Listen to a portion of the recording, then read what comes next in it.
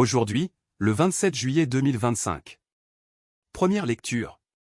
Que mon Seigneur ne se mette pas en colère si j'ose parler encore. Lecture du livre de la Genèse. En ces jours-là, les 3 visiteurs d'Abraham allaient partir pour Sodome. Alors le Seigneur dit: comme elle est grande. La clameur au sujet de Sodome et de Gomorrhe. Et leur faute, comme elle est lourde. Je veux descendre pour voir si leur conduite correspond à la clameur venue jusqu'à moi. Si c'est faux, je le reconnaîtrai. Les hommes se dirigèrent vers Sodome, tandis qu'Abraham demeurait devant le Seigneur. Abraham s'approcha et dit: vas-tu vraiment faire périr le juste avec le coupable? Peut-être y a-t-il 50 justes dans la ville. Vas-tu vraiment les faire périr? Ne pardonneras-tu pas à toute la ville à cause des 50 justes qui s'y trouvent? Loin de toi de faire une chose pareille.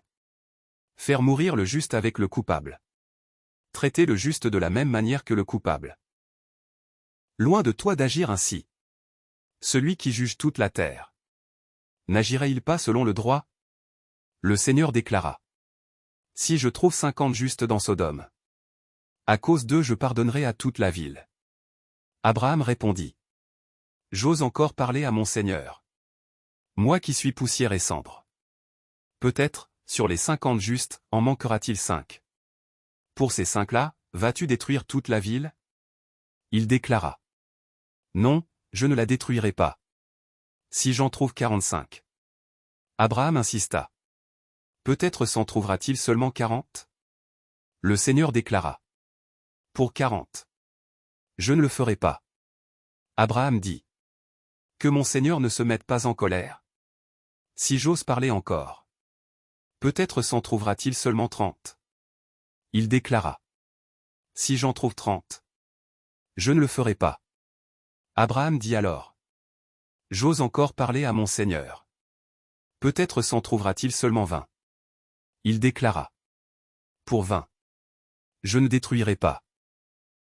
Il dit: que mon Seigneur ne se mette pas en colère.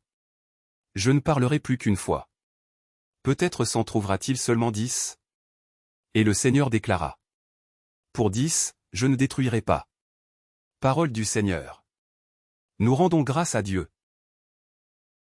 Psaume. Le jour où je t'appelle. Réponds-moi, Seigneur. De tout mon cœur, Seigneur, je te rends grâce. Tu as entendu les paroles de ma bouche. Je te chante en présence des anges. Vers ton temple sacré, je me prosterne. Je rends grâce à ton nom pour ton amour et ta vérité. Car tu élèves, au-dessus de tout, ton nom et ta parole. Le jour où tu répondis à mon appel. Tu fis grandir en mon âme la force. Si haut que soit le Seigneur, il voit le plus humble. De loin, il reconnaît l'orgueilleux. Si je marche au milieu des angoisses, tu me fais vivre. Ta main s'abat sur mes ennemis en colère. Ta droite me rend vainqueur. Le Seigneur fait tout pour moi. Seigneur, éternel est ton amour. N'arrête pas l'œuvre de tes mains. Deuxième lecture.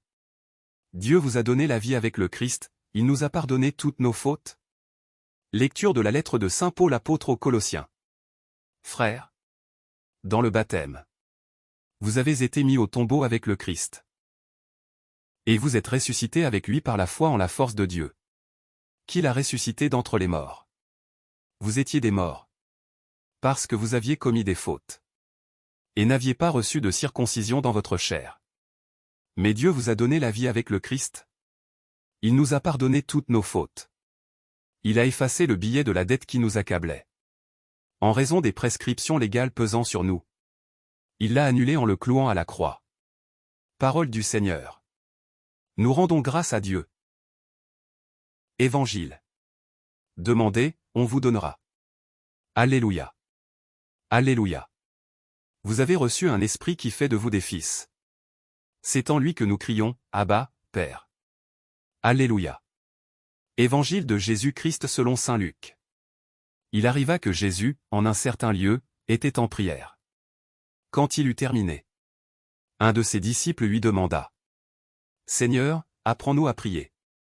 Comme Jean le Baptiste, lui aussi, l'a appris à ses disciples.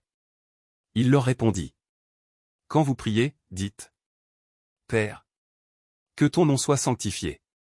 Que ton règne vienne. Donne-nous le pain dont nous avons besoin pour chaque jour. Pardonne-nous nos péchés. Car nous-mêmes, nous pardonnons aussi à tous ceux qui ont des torts envers nous. Et ne nous laisse pas entrer en tentation. Jésus leur dit encore. Imaginez que l'un de vous est un ami. Et aille le trouver au milieu de la nuit pour lui demander. Mon ami, prête-moi 3 pains. Car un de mes amis est arrivé de voyage chez moi. Et je n'ai rien à lui offrir. Et si, de l'intérieur, l'autre lui répond. Ne viens pas m'importuner. La porte est déjà fermée. Mes enfants et moi, nous sommes couchés. Je ne puis pas me lever pour te donner quelque chose. Eh bien. Je vous le dis. Même s'il ne se lève pas pour donner par amitié. Il se lèvera à cause du sans-gêne de cet ami. Et il lui donnera tout ce qu'il lui faut. Moi, je vous dis. Demandez, on vous donnera. Cherchez, vous trouverez. Frappez, on vous ouvrira. En effet, quiconque demande reçoit. Qui cherche trouve. À qui frappe, on ouvrira. Quel père parmi vous, quand son fils lui demande un poisson, lui donnera un serpent au lieu du poisson? Ou lui donnera un scorpion? Quand il demande un œuf?